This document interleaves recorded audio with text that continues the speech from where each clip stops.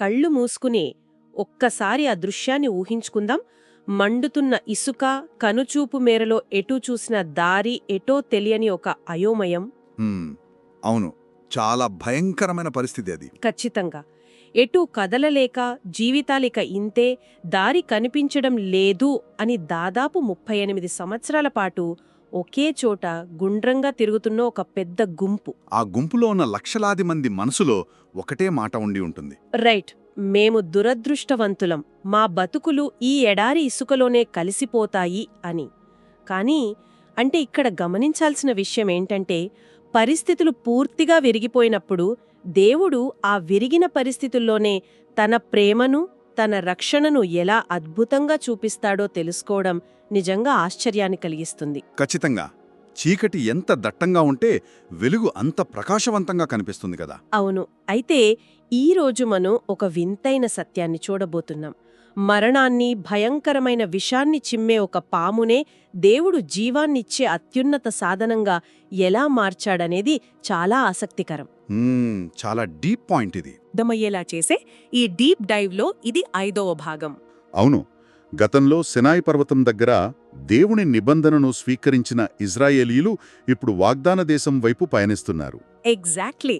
ఆ ప్రయాణంలో భాగంగానే ఈరోజు మనం సంఖ్యాకాండములోకి అడుగుపెడుతున్నాం. అరణ్య రోదన నుండి అద్భుతమైన నిరీక్షణ వైపు సాగే ఈ ఆత్మీయ ప్రయాణంలో అసలు ఆ విషసర్పం వెనుక ఉన్న రహస్యమేంటో ఇప్పుడు లోతుగా చర్చిద్దాం. తప్పకుండా.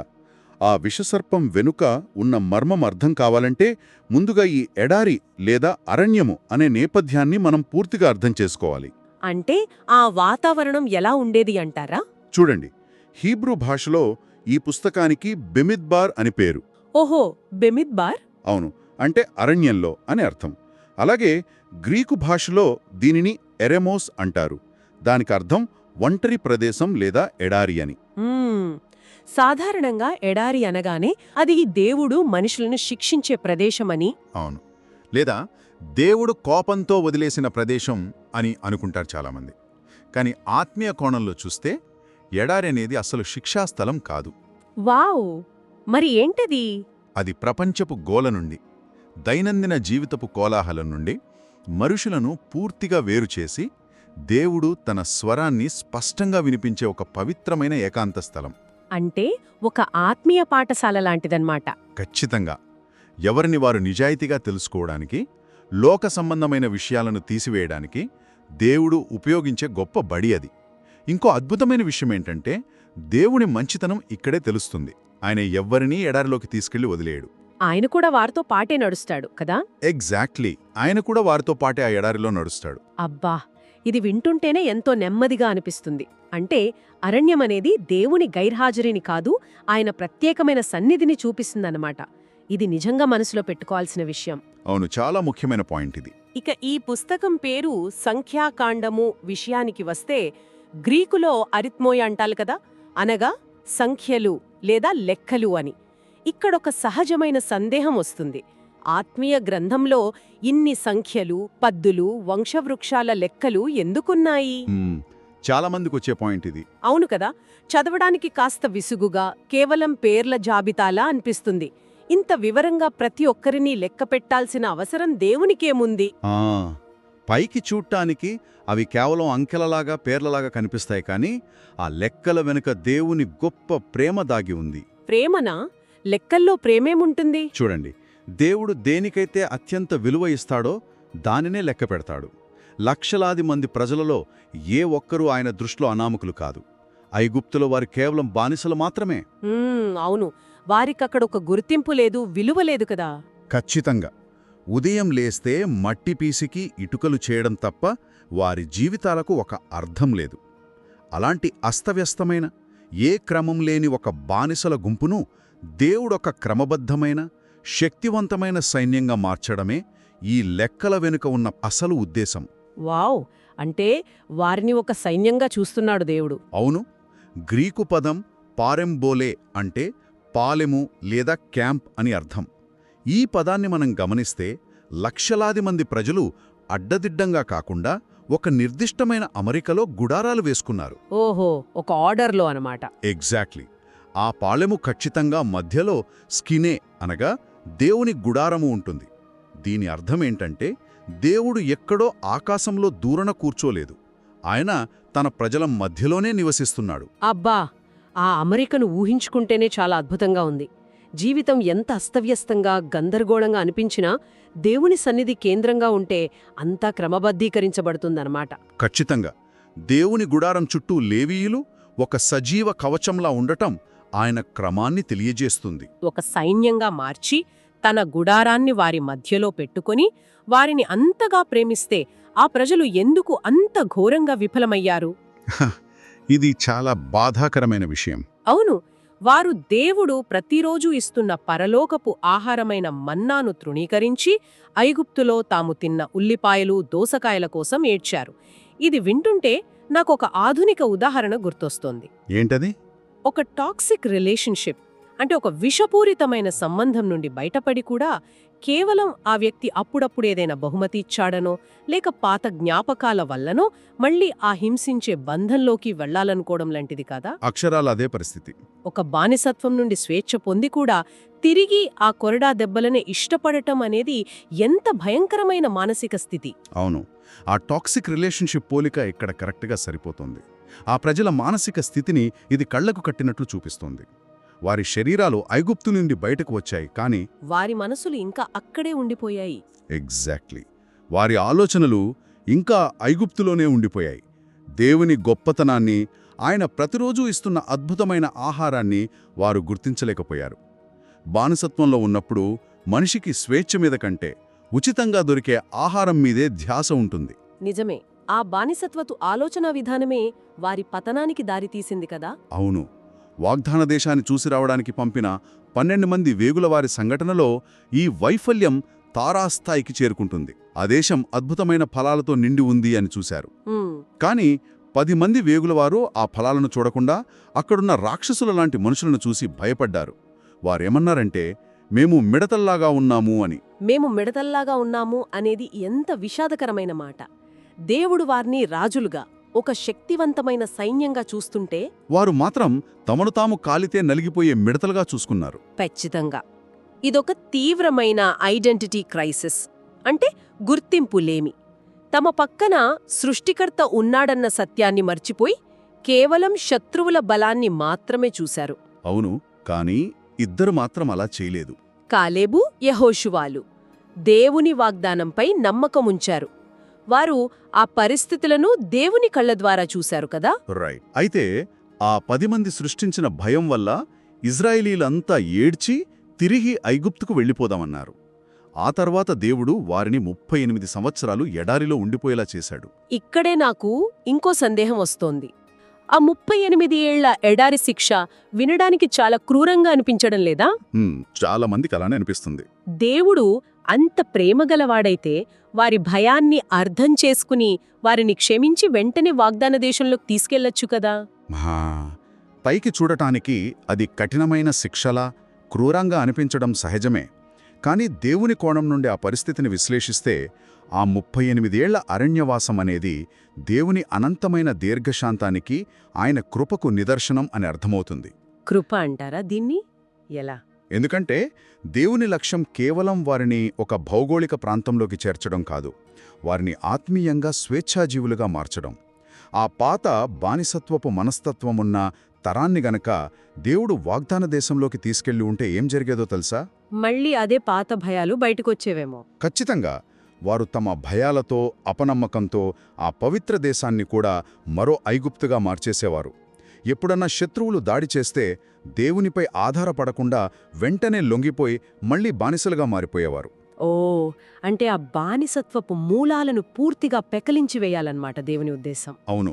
ఆ ఆలోచనలు పోవాలంటే ఐగుప్తు అంటే ఏంటో తెలియని, కేవలం దేవుని మన్నాను మాత్రమే తిని పెరిగిన, దేవుని అద్భుతాలను చూస్తూ ఎదిగిన ఒక కొత్త తరం రావడం అత్యవసరం. రైట్. ఆ పాతతరం ఎడారిలో రాలిపోయే వరకు ఎదురుచూడటం అనేది దేవుని సార్వభౌమాధికారం. అది కఠినమైన కృప. వారు పదే పదే సణిగినా దేవుడు వారిని వదిలిపెట్టలేదు. ప్రతిరోజూ ఆహారం ఇచ్చాడు, మేఘస్తంభంగా నడిపించాడు. ఇది ఆయన నిబంధనా నమ్మకత్వాన్ని తెలియజేస్తుంది. వావ్! ఆ కఠినమైన కృప వెనుక ఎంతటి లోతైన అర్థముందో ఇప్పుడు స్పష్టమవుతోంది. కాని ఈ అరణ్య ప్రయాణంలో కేవలం ప్రజలు మాత్రమే కాదు, వారిని నడిపించిన ఆ గొప్ప నాయకుడు మోషే కూడా విఫలమవడం మనం చూస్తాం. అవును, అది చాలా కీలకమైన ఘట్టం. ప్రజలు దాహంతో సణుగుతున్నప్పుడు దేవుడు బండతో కేవలం మాట్లాడమంటే మోషే కోపంతో ఆ బండను తన చేతికున్న కర్రతో 2 సార్లు కొడతాడు. దేవుని పరిశుద్ధతను ఘనపరచనందుకు అంత గొప్ప నాయకుడైన మోషే కూడా వాగ్దాన దేశంలో అడుగుపెట్టలేకపోయాడు. అవును, పాపం, ఇన్నేళ్లు వారికోసం తన ప్రాణాలు దారపోసి వారి ప్రతి సణుగును భరించిన మోషేను కేవలం ఒక చిన్న కోపం వల్ల దేశంలోకి వెళ్లనివ్వకపోవడం కొంచెం అన్యాయమనిపించట్లేదా? దేవుడు మోషే విషయంలో మరింత కఠినంగా ఎందుకు వ్యవహరించాడు? చూడండి, ఇది చాలా మందిని ఆలోచింపజేసే ప్రశ్న. మోషే చేసిన ఆ చిన్న పని అంత తీవ్రమైన శిక్షకు ఎందుకు దారితీసిందంటే, ఇక్కడ మనం దేవుని పరిశుద్ధతను అర్థం చేసుకోవాలి. మోషే దేవుని ప్రతినిధి. ప్రజల ముందు దేవుని స్వభావాన్ని ప్రతిబింబించాల్సిన బాధ్యత అతనిపై ఉంది. దేవుడు ఆ ప్రజల పట్ల కోపంగా లేడు, వారికి దయతో నీళ్లు ఇవ్వాలనుకున్నాడు. కాని మోషే ఏం చేశాడు? తన సొంత కోపాన్ని దేవుని కోపంగా ప్రజలకు చూపించాడు. ఎగ్జాక్ట్లీ. మేము మీకు నీళ్లు తేవలనా అని తనను తాను దేవుని స్థానంలో పెట్టుకున్నాడు. ఎవరైనా సరే, ఎంతటి గొప్ప నాయకులైనా సరే, దేవుని మహిమను తమ స్వంతానికి వాడుకోకూడదు అన్నది ఇక్కడ దేవుడు నేర్పిస్తున్న పాఠం. రైట్. ఇది ఆత్మీయంగా చాలా ముఖ్యమైన పాఠం. అంతేకాదు, ఆత్మీయంగా చూస్తే ఆ బండ క్రీస్తుకు సాదృశ్యం. క్రీస్తు అనే బండ మానవాళి పాపాల కోసం ఒక్కసారే కొట్టబడాలి, అంటే సిలువ వేయబడాలి. ఆ తర్వాత ఆయనతో కేవలం మాట్లాడితే, ప్రార్థిస్తే చాలు, జీవజలం పొంగిపొర్లుతుంది. వావ్! ఆ బండని 2 సార్లు కొట్టడం అంటే ఆత్మీయ అర్థాన్ని మార్చేయడమే అన్నమాట. అవును. దేవుని ఈ అద్భుతమైన ప్రణాళికను మోషే బండను 2 సార్లు కొట్టడం ద్వారా చెడగొట్టాడు. ఈ పాత నిబంధన ధర్మశాస్త్రం అనేది మానవులు తమ సొంత బలంతో దేవుని ప్రమాణాలను చేరుకోలేరు అని నిరూపించడానికి ఒక ఉదాహరణ. ఖచ్చితంగా. ధర్మశాస్త్రం మానవ ప్రయత్నంపై ఆధారపడి ఉంటుంది కాబట్టి మోషేలాంటి అద్భుతమైన వ్యక్తి కూడా దాని ద్వారా వాగ్దాన దేశంలోకి వెళ్లలేకపోయాడు. అక్కడే దేవుని కృప యొక్క పూర్తి అవసరం తెలుస్తుంది. చాలా కరెక్ట్గా చెప్పారు. దేవుని కృపకు అత్యున్నతమైన ఉదాహరణ మనకు ఇప్పుడే కనిపిస్తుంది.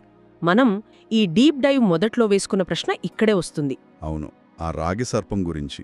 ప్రజలు మళ్లీ సణగడం, దేవుడు అగ్నిసర్పాలను పంపడం జరుగుతుంది కదా.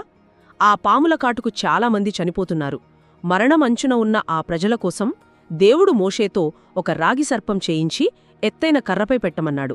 దాన్ని చూసిన వారంతా బ్రతికారు. అవును, చూసి బ్రతికారు. ఇక్కడ ఒక అద్భుతమైన పోలిక మనం చూడొచ్చు. ఏమిటది? రాగి సర్పం ఆకారం పాములానే ఉంటుంది, కాని అందులో ప్రాణం తీసే విషం లేదు. అది కేవలం ప్రతిరూపం. అలాగే పాపపు శరీర ఆకారంలో వచ్చిన క్రీస్తులో ఎలాంటి పాపం లేదు. అద్భుతమైన పోలిక ఇది. విషం లేని పాము ఆకారం ఎలాగైతే జీవాన్నిచ్చిందో, పాపం లేని మానవ ఆకారంలో వచ్చిన క్రీస్తు రక్షణనిచ్చాడో.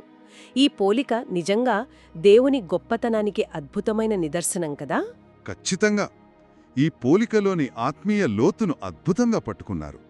శిక్షకు కారణమైన పాము ఆకారమే రక్షణకు సాధనంగా మారడం దేవుని కృపకు పరాకాష్ట. అవును. శిలువపై క్రీస్తుని చూడడం ద్వారానే రక్షణ దొరుకుతుంది. క్రీస్తు కేంద్రీకృతమైన దైవశాస్త్రం నేర్పేది కూడా ఇదే. ఆ ప్రజలు తమను కాటేసిన పాములను చూసి ఏడుస్తూ కూర్చోలేదు. తమ గాయాలను తామే స్వయంగా నయం చేసుకోవడానికి మందులు తయారు చేసుకోలేదు. ఎగ్జాక్ట్లీ. వారు చేయవలసిందల్లా కేవలం తలెత్తి ఆ కర్రపై ఉన్న రాగి సర్పాన్ని విశ్వాసంతో చూడటమే. పాపాలకు ప్రాయశ్చిత్తం పనుల వల్ల, సొంత ప్రయత్నాల వల్ల రాదు. శిలువపై ఆయన చేసిన పూర్తి కార్యాన్ని విశ్వాసంతో చూడ్డం ద్వారానే వస్తుంది. అవును, దేవుని కృప ఎప్పుడూ మానవ ప్రయత్నాలకు అతీతంగా పనిచేస్తుంది. ఆయన ప్రేమ ఎంత గొప్పదో ఇక్కడ స్పష్టమవుతుంది. నిజమే. ఆ విశ్వాసపు చూపు అనేది జీవితాలను పూర్తిగా మార్చేస్తుంది. ఇక ఈ ప్రయాణంలో ముందుకు వెళితే ఒక ఆసక్తికరమైన, ఆశ్చర్యకరమైన అదృశ్య రక్షణ మనకు కనిపిస్తుంది. బిలాము వృత్తాంతం కదా. అవును. ఇశ్రాయేలీలు లోయలో ప్రశాంతంగా లేదా ఎప్పట్లాగే తమలో తాము సణుగుకుంటూ గుడారాలు వేసుకుని ఉన్నారు.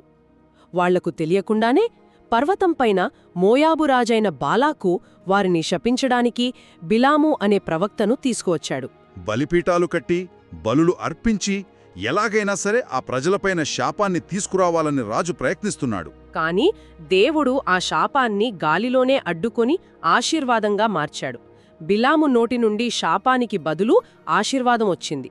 పైగా యాకోబులో నుండి ఒక నక్షత్రం ఉదయిస్తుందని, రాబోయే రక్షకుడి గురించి ప్రవచించాడు.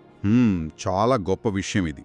ఆ లోయలో ఉన్న ప్రజలకు పైన పర్వతం మీద తమ కోసం ఎంత పెద్ద యుద్ధం జరుగుతుందో కనీసం తెలియదు కదా. అవును, ఈ సంఘటన దేవుని సార్వభౌమాధికారాన్ని, ఆయన నిబంధన నమ్మకత్వాన్ని కళ్ళక్కడుతుంది.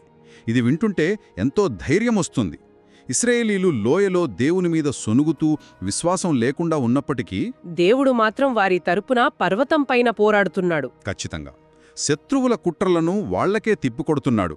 ఇక్కడ దాగి ఉన్న గొప్ప ఆత్మీయ సత్యం ఏమిటంటే, ఎన్నోసార్లు నిరాశలో ఉన్నప్పుడు, దేవుడు వదిలేశాడేమో అని బాధపడుతున్నప్పుడు తెలియకుండానే దేవుడు ఎన్నో అదృశ్య యుద్ధాలు చేస్తున్నాడు.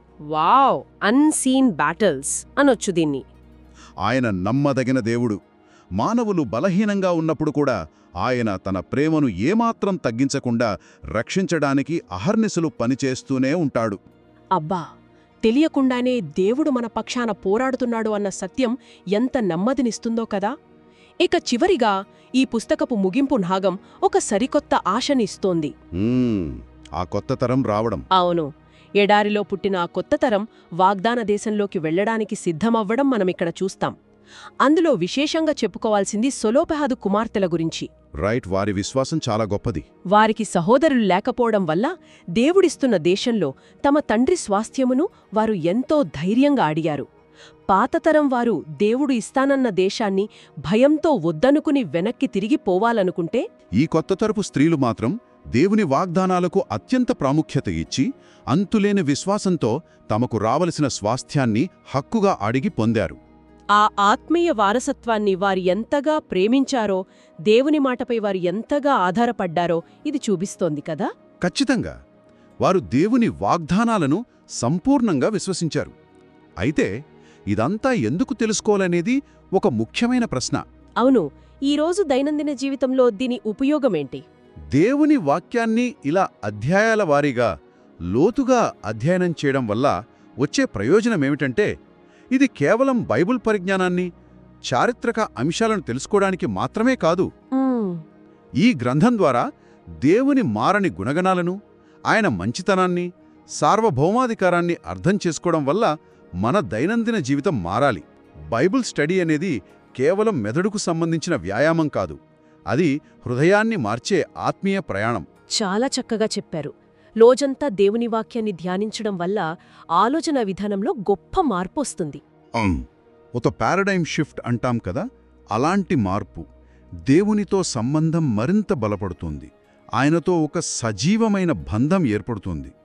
దేవుని స్వభావాన్ని ఎంత ఎక్కువగా తెలుసుకుంటే ప్రార్థనా జీవితం అంతగా శక్తివంతమవుతోంది. అడిగే తీరు మారుతుంది, చూసే దృష్టికోణం మారుతుంది. ఎగ్జాక్ట్లీ. జీవితంలో వచ్చే ప్రతి సవాళ్లను భయంతో కాదు, దేవుని వాగ్దానాల కోణంలోనే చూడటం మొదలవుతుంది. ఇది ఆత్మీయ భౌతిక జీవితాలకు అపారమైన ఎదుగుదలనిస్తుంది. నిజంగా ఈ ప్రయాణమంతా చూస్తుంటే ఒక స్పష్టమైన భావం కలుగుతోంది. ఎడారి ప్రయాణం అనేది నాశనం చేయడానికి దేవుడు విధించిన శిక్ష కాదు. అస్సలు కాదు. అది ఆయన అనంతమైన కృపను స్వీకరించడానికి సిద్ధం చేసే ఒక పవిత్రమైన బడి. వైఫల్యాల మధ్య, గందరగోళాల మధ్య కూడా దేవుడు తన గుడారాన్ని మన మధ్య వేసుకున్నాడు. దేవుని దృష్టిలో ఆ 10 మంది వేగులవారనుకున్నట్లుగా మనం పనికిరాని మిడతలం కాదు. దేవుని అద్భుతమైన స్వాస్థ్యాన్ని పొందుకునే ఆయన సొంత వారసులం. చాలా గొప్ప సత్యమిది. దేవుని ప్రేమ, ఆయన మంచితనం, అదృశ్యంగా ఆయన చేసే యుద్ధాలు మరియు ఆయన నిబంధన నమ్మకత్వం, ఇవే నిత్యం అంధకారం నుండి వెలుగులోనికి నడిపిస్తాయి. దైనందిన జీవితంలో ఎదుట ఉన్న పరిస్థితులను ఎలా చూస్తున్నామన్నదే ముఖ్యం కదా. దృష్టి కేవలం సమస్యల మీదే ఉందా, లేక దేవుని వాగ్దానాల మీద ఉందా అన్నది పరిశీలించుకోవాలి. అవును, ఆ విశ్వాసమే నిజమైన ఆధారం. ఆయన కృపపై ఆధారపడినప్పుడు ఎడారి కూడా ఒక ఆశీర్వాదపు ఓయాసిస్లా మారుతుంది. వైఫల్యాలను ఆయన తన కృపతో కప్పి ముందుకు నడిపిస్తాడు. ఈ లోతైన ఆత్మీయ విశ్లేషణను ముగించే ముందు మనసుల్లో రోజంతా ధ్యానించుకోవాల్సిన ఒక బలమైన ఆలోచనను వదిలివెళ్తున్నాం. మన జీవితాల్లో భయపెడుతున్నా, విషంలా బాధిస్తున్నా ఆ అగ్ని సర్పాలేమిటి? అదే ఆర్థిక సమస్యలు కావచ్చు, అనారోగ్యం కావచ్చు, లేదా ఏళ్లుగా పీడిస్తున్న మానసిక వేదన కావచ్చు. అవును, ఆ సమస్యలతో ఒంటరిగా స్వంత బలంతో పోరాడుతున్నామా, లేక జీవాన్నివ్వడానికి సిలువపై ఎత్తబడిన ఆ రక్షకుని వైపు విశ్వాసంతో చూస్తున్నామా? పాపపు, బానిసత్వపు ఆలోచనల నుండి బయటపడి సిలువ వైపు చూసినప్పుడే నిజమైన జీవం కలుగుతుంది. ఖచ్చితంగా. మరి ఈ అధ్యాయం ద్వారా ఈరోజు నేర్చుకున్న కొత్త సత్యం ఏమిటి? దేవుడు ఈ వాక్యం ద్వారా ఏం నేర్పిస్తున్నాడు? ఇది విన్న తర్వాత తీసుకోబోయే ఒక ఆచరణాత్మకమైన అడుగేమిటి? ఎక్కడింటి చూస్తున్నారో, అలాగే ఎలాంటి సందేహాలున్నాయో కామెంట్స్లో పంచుకోండి. ఈ అద్భుతమైన సందేశంతోటి విశ్వాసులను కూడా బలపరిచేలా వారితో ఖచ్చితంగా పంచుకోండి. రాబోయే వాక్య విశ్లేషణ కోసం ఎదురుచూడండి. దయచేసి ఛానల్కు సబ్స్క్రైబ్ చేసుకోండి. దేవుడు మిమ్మల్ని ఆశీర్వదించునుగాక.